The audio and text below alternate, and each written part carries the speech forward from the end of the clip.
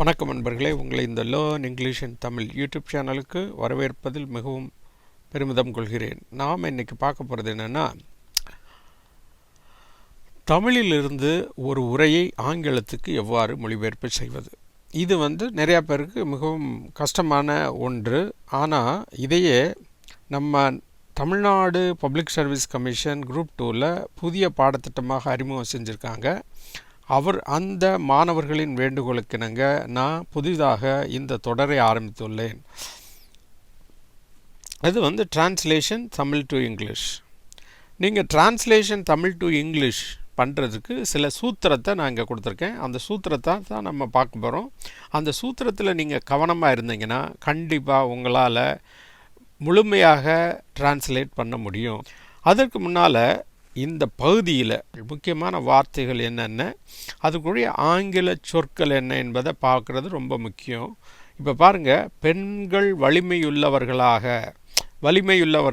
அப்படிங்கிறத எம்பவர்மெண்ட்டுன்னு சொல்லுவோம். Women empowerment. உருவாக்கினா எஸ்டாப்ளிஷ் ஆர் கிரியேட். பெண்ணிய இயக்கங்களுக்கு மூமெண்ட். Women's movement. அமைப்புகள்னால் அசோசியேஷன். துண்டு பிரசுரங்களுக்கு பேம்ஃப்லெட்ஸ். செய்திகள்னால் புல்லட்டின்ஸ். நடைமுறைப்படுத்துதல் இம்ப்ளிமெண்ட். பரிந்துரை செய்தல்னால் ரெக்கமெண்ட். பெண்களின் விடுதலை உமன்ஸ் லிபரேஷன். லிபர்ட்டியிலேருந்து வந்தது தான் லிபரேஷன். உமன்ஸ் லிபரேஷன் அல்லது லிபரேட்டிங். பழக்கம் கஸ்டம். அர்ப்பணித்தல்னா டெடிகேஷன் ஆர் டெடிகேட்டிங். ரைட்டா? இதுதாங்க இதில் உள்ள முக்கியமான வார்த்தை. அதாவது 1900 பெண்களோட நிலையை பற்றிய ஒரு உரை. 20ஆம் நூற்றாண்டின் ஆரம்பத்தில் பெண்களை வலிமையுள்ளவர்களாக உருவாக்க பல பெண்ணிய இயக்கங்கள் தோன்றின. இவ்வமைப்புகள் திருமணச் சட்டம், வாக்குரிமை, குழந்தை வளர்ப்பு மற்றும் பொது வாழ்வில் பெண்களின் பங்கு பற்றி துண்டு பிரசுரங்களையும் செய்திகளையும் வெளியிட்டது. மேலும் அரசு பெண்களின் முன்னேற்றத்திற்கான பல கொள்கைகளை நடைமுறைப்படுத்த வேண்டும் என பரிந்துரை செய்தது. பெண்களின் விடுதலை என்பது சுயமரியாதை இயக்கத்தின் முக்கிய நோக்கங்களில் ஒன்றாகும். கடவுளுக்கு சேவை செய்வதற்காக பெண்கள் கோயில்களுக்கு அர்ப்பணிக்கும் பழக்கம் இருந்தது. அவ்வாறு அர்ப்பணிக்கப்பட்டவர்கள் தேவதாசி என்று அழைக்கப்பட்டனர். கடவுளுக்கு சேவை செய்யும் நோக்கத்தில் அமைந்திருந்தாலும் நாளடைவில் இம்முறை ஒழுக்கக்கேட்டிற்கும் பெண்களை தவறாக பயன்படுத்துவதற்கும் எடுத்து சென்றது. இத்தேவதாசி முறையை ஒழிப்பதற்காக சட்டம் இயற்றப்பட வேண்டும் என்ற இயக்கத்தில் டாக்டர் முத்துலட்சுமி முதலிடம் வகித்தார். அரசால் மதராஸ் தேவதாசி ஒழிப்பு சட்டம் 1947 இயற்றப்பட்டது. டிஎன்பிஎஸ்சி குரூப் 2 சம்பந்தமான புத்தகத்திலிருந்து எடுத்திருக்கேன். அதை என்னுடைய சொந்த நடையில் எழுதியிருக்கேன். 20ஆம் நூற்றாண்டின் ஆரம்பத்தில் பெண்களை வலிமையுள்ளவர்களாக உருவாக்க பல பெண்ணிய இயக்கங்கள் தோன்றின. இது எப்படி இருக்கும் அப்படின்னா, இப்போ தமிழ்லேருந்து இங்கிலீஷுக்கு மொழிபெயர்க்கும் பொழுது ஃபஸ்ட்டு சப்ஜெக்ட் வரணும், அடுத்து வினைச்சொல் வரணும், அதுக்கப்புறம் தான் மற்றது வரணும். புரியுதா? இப்போ தமிழில் வினைச்சொல் கடைசியில் இருக்கும், இங்கிலீஷில் சப்ஜெக்டுக்கு அப்புறம் வரும். ரைட்டா? இப்போ பார்க்கலாம். பாருங்கள், பல பெண்ணிய இயக்கங்கள், தேர் வர் செவரல் உமன்ஸ் மூமெண்ட்ஸ். ரைட்டா? உமன்ஸ் மூமெண்ட்ஸ் அப்பியர்டு, தோன்றின. ரைட்டா?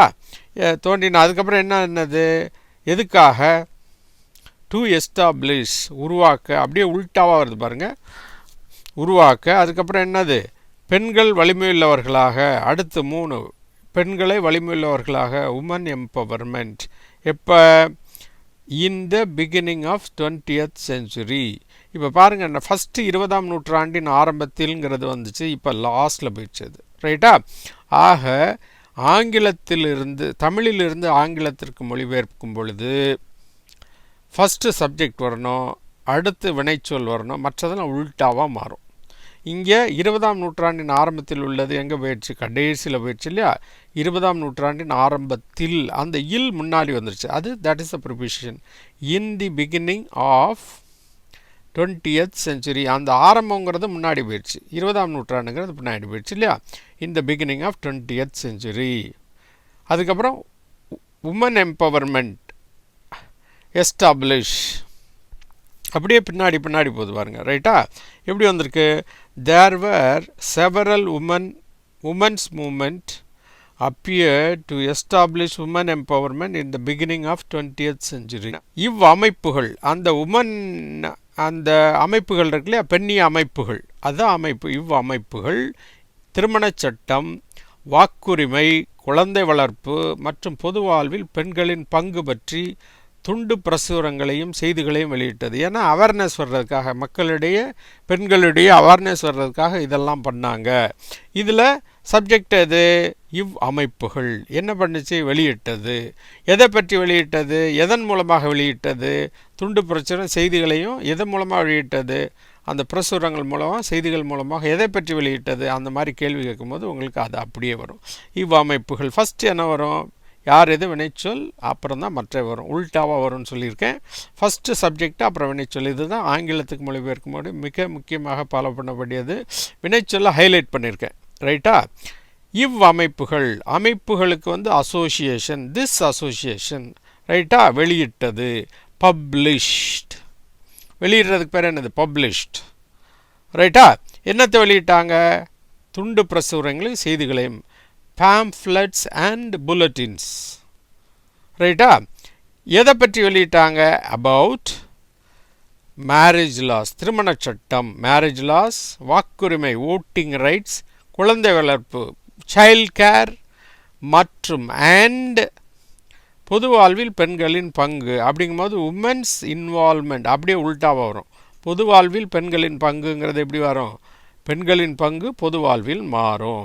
Women's involvement in public life எப்படி வருது? தி association published pamphlets and bulletins about marriage law, voting rights, child care and women's involvement in public life அப்படின்னு வருது. மேலும் அரசு பெண்களின் முன்னேற்றத்திற்கான பல கொள்கைகளை நடைமுறைப்படுத்த வேண்டும் என பரிந்துரை செய்தது. ஏன்னா அந்த எந்தது பெண்ணிய இயக்கங்கள் தான் இத்தனையும் செஞ்சுக்கிட்டு இருக்கு. ரைட்டா? மேலும் அரசு பெண்களின் முன்னேற்றத்திற்கான பல கொள்கைகளை நடைமுறைப்படுத்த வேண்டும் என பரிந்துரை செய்தது. இப்போ என்ன வந்திருக்கு? அது பரிந்துரை செய்தது. It recommended. எது பரிந்துரை செய்தது? அந்த உமன் பெண்ணிய இயக்கங்கள். அதை அதுன்னு தான் சொல்ல முடியும். திருப்பி பெண்ணிய இயக்கம்னு சொல்ல வேண்டியது இல்லைங்களா? இட் ரெக்கமெண்டட் தட் எதை பற்றி சொல்லிச்சு? தி கவர்மெண்ட், அரசு. சப்ஜெக்ட் இப்போ தான் ஃபஸ்ட்டு, அதனால் ஒன்றுன்னு போட்டிருக்கோம். It recommended that the government என்ன படுத்தணும்? அதுக்கப்புறம் வெர்பு என்னது? நடைமுறைப்படுத்த வேண்டும் என்ன? நடைமுறைப்படுத்துறதுக்கு இம்ப்ளிமெண்ட். நடைமுறைப்படுத்த வேண்டும் என்ன பாஸ்ட் டென்ஸில் இருக்கு இல்லையா? வுட். இந்த பாராகிராஃப் ஃபுல்லாக கடந்த காலத்தில் வர்றதுனால கண்டிப்பாக நீங்கள் பாஸ்ட் டென்ஸை தான் உபயோகப்படுத்தணும். இது பேசிக் ரூல். ரைட்டா? Would implement, the government would implement என்னத்துக்கு? பெண்களின் முன்னேற்றத்திற்கான பல கொள்கைகளை. அப்படிங்கும்போது என்ன ஆகும்? பல கொள்கைகள்ங்கிறது முன்னாடி வந்துடும். Various policies. பெண்களின் முன்னேற்றங்கிறது என்னது? Uplift of women. அப்படி வந்துச்சு பாருங்கள். வேரியஸ் பாலிசிஸ் முன்னேற்றத்திற்கு ஆன, ஃபார் தி அப்லிஃப்ட், பெண்களின், ஆஃப் உமன் பெண்களுடைய அப்படிங்கிறதுக்காக ஆஃப் உமன் வந்திருக்கு. Various policies for the uplift of women. ரைட்டா? எப்படி வந்திருக்கு பாருங்கள். இட் ரெக்கமெண்டட்னா the women association recommended that the government would implement various policies for the uplift of women அப்படின்னு வருது. ரைட்டா? ஈஸி தான். 2 வினைச்சொல் இருக்குது, அதை ஹைலைட் பண்ணியிருக்கேன். பெண்களின் விடுதலை என்பது சுயமரியாதை இயக்கத்தின் முக்கிய நோக்கங்களில் ஒன்றாகும். இதே நேரத்தில் சுயமரியாதை இயக்கம்னு அந்த கட்டத்தில் இருந்தது. அதனோட நோக்கமும் என்னதான் இருந்தது? பெண்களுக்கு விடுதலை வேண்டும் என்று அவங்க குரல் கொடுத்துக்கிட்டே இருந்தாங்க. எது? பெண்களின் விடுதலை, உமன்ஸ் லிபரேஷன். இந்த சென்டென்ஸை பாருங்கள். உமன்ஸ் லிபரேஷன் எதோடைய முக்கிய நோக்கமாக இருந்தது? உமன்ஸ் லிபரேஷன் இருந்தது. என்னவா இருந்தது? முக்கிய நோக்கங்களில் ஒன்றாக. எப்போ வந்தாலும் சரி, முக்கிய நோக்கங்களில் ஒன்றாகனா one of the important objectives. One of the, ஒன்றாகனா ஒன் ஆஃப், முக்கிய இம்பார்ட்டன்ட், நோக்கங்கள்னா அப்ஜெக்டிவ்ஸ், நோக்கங்கள். ஒன்றுன்னு வந்தாலே அது ப்ளூரலில் தான் வரணும். ஒன்றுங்கிறது நோக்கம்னு வரக்கூடாது, நோக்கங்கள் அப்படின்னு one of the important objectives எதோடைய, of the self respect movement, சுய மரியாதை இயக்கம், செல்ஃப் ரெஸ்பெக்ட் மூமெண்ட். எது பெண்களின் விடுதலை என்பது சுயமரியாதை இயக்கத்தின் முக்கிய நோக்கங்களில் ஒன்றாகும். எது சப்ஜெக்ட், பெண்களின் விடுதலை இருந்தது என்பதுன்னு போட்டிருக்கேன், அது இருந்தது, முக்கிய நோக்கங்களில் ஒன்றாகும். One of the most important objectives of the self respect movement. ரைட்டா, women's liberation was one of the most important objectives of the self respect movement. அடுத்து ஒன்று பாருங்க. கடவுளுக்கு சேவை செய்வதற்காக பெண்கள் கோயில்களுக்கு அர்ப்பணிக்கும் பழக்கம் இருந்தது. அவ்வாறு அர்ப்பணிக்கப்பட்டவர்கள் தேவதாசி என்று அழைக்கப்பட்டனர். எதுக்காக பெண்கள் அர்ப்பணிக்கப்பட்டனர்? கடவுளுக்கு சேவை செய்வதற்காக. அப்போ எது இருந்தது? அது தேர் வாஸ் ரைட்டா, தேர் வாஸ். அப்புறம் கடவுளுக்கு சேவை செய்வதற்காக பெண்களை கோயிலுக்கு அர்ப்பணிக்கும் பழக்கம், அது எ கஸ்டம், பழக்கம். அப்படியே உல்டாவாக வருது பாருங்கள், பழக்கம் எ கஸ்டம், அர்ப்பணிக்கிறதுக்கு a custom of, அர்ப்பணிக்கிறதுக்கு dedicating women to serve the God, கடவுளுக்கு சேவை செய்வதற்காக, a custom of dedicating women to serve the God, and women dedicating, and அவ்வாறு அழைக்கப்படுறாங்களே, and அந்த உமன் டெடிகேட்டிங், அந்த அவ்வாறு அர்ப்பணிக்கப்பட்டவர்கள் இருக்காங்கல்ல, அண்ட் உமன், அது யார்? அந்த உமன் டெடிகேட்டட் வேர் கால்டு, அழைக்கப்பட்டனர். இது பேசி வாய்ஸில் இருக்குது, அதனால் வேர் பாஸ்ட் டென்ஸ் இல்லையா, வேர் கால்டு எந்த நேமில்? தேவதாசின்னு அழைக்கிறாங்க. ரைட்டா, there was a custom of dedicating women to serve the God in the temple அப்படின்னு போனால் அது போடல நான், அது ஒன்றும் பிரச்சனை இல்லை. and women dedicated were called devadasi. கடவுளுக்கு சேவை செய்யும் நோக்கத்தில் அமைந்திருந்தாலும் நாடளவில் இம்முறை ஒழுக்கக்கேட்டிற்கும் பெண்களை தவறாக பயன்படுத்துவதற்கும் எடுத்து சென்றது. எது நோக்கத்தில் இருந்தது? தோ இட்ஸ் அப்ஜெக்டிவ், அந்த நோக்கம் இருந்தாலும், அதன் நோக்கம் என்னது? அமைந்தாலும், தோ இட்ஸ் அப்ஜெக்டிவ் வாஸ் என்னது? கடவுளுக்கு சேவை செய்கிறது. To serve the God, though it's objective was to serve the God. வேலை சேவை செய்கிறதுக்கு என்னது? Serve God. அப்படியே உல்டாவாக தான் வருது இல்லையா, சர்வ் த காட்.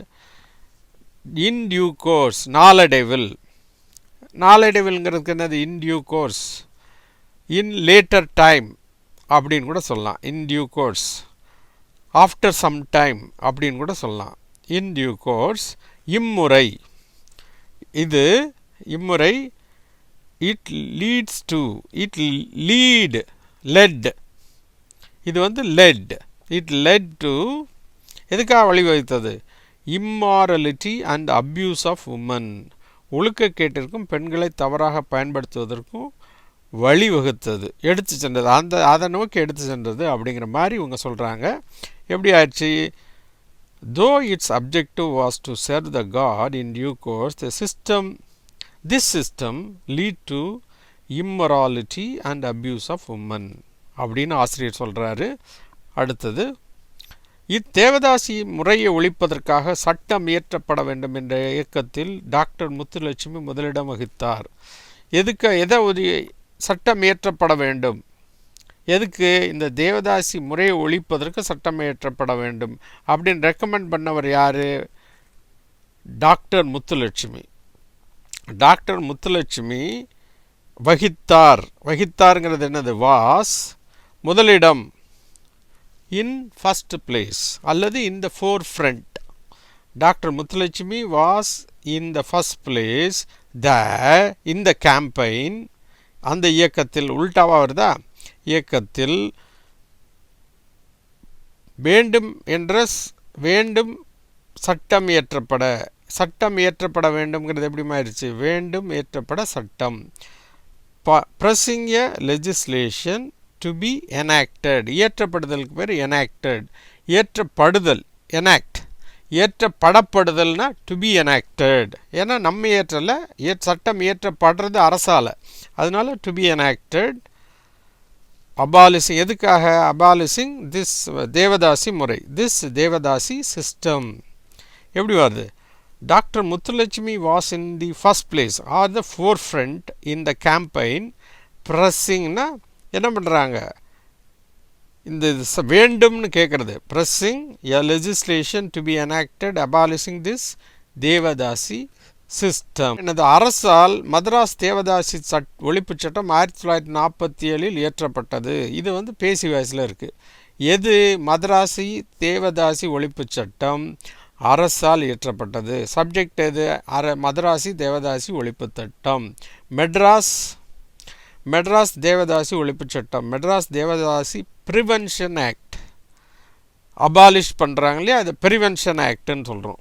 அந்த ஆக்டுக்கு பேர் மெட்ராஸ் தேவதாசி ப்ரிவென்ஷன் ஆக்ட். ஒழிக்கிறது, ப்ரிவென்ஷன் தடுக்கிறது, ரைட்டா? இயற்றப்பட்டது. அடுத்து வெர்ப் என்னது? இயற்றப்பட்டது. என்னது? was enacted.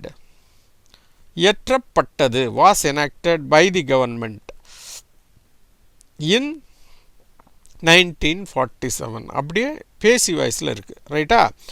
Madras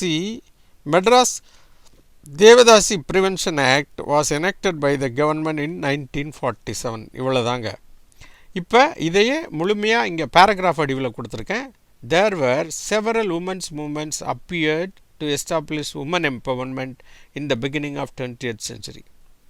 The association published pamphlets and bulletins about marriage laws, voting rights, child care, and women's involvement in public life.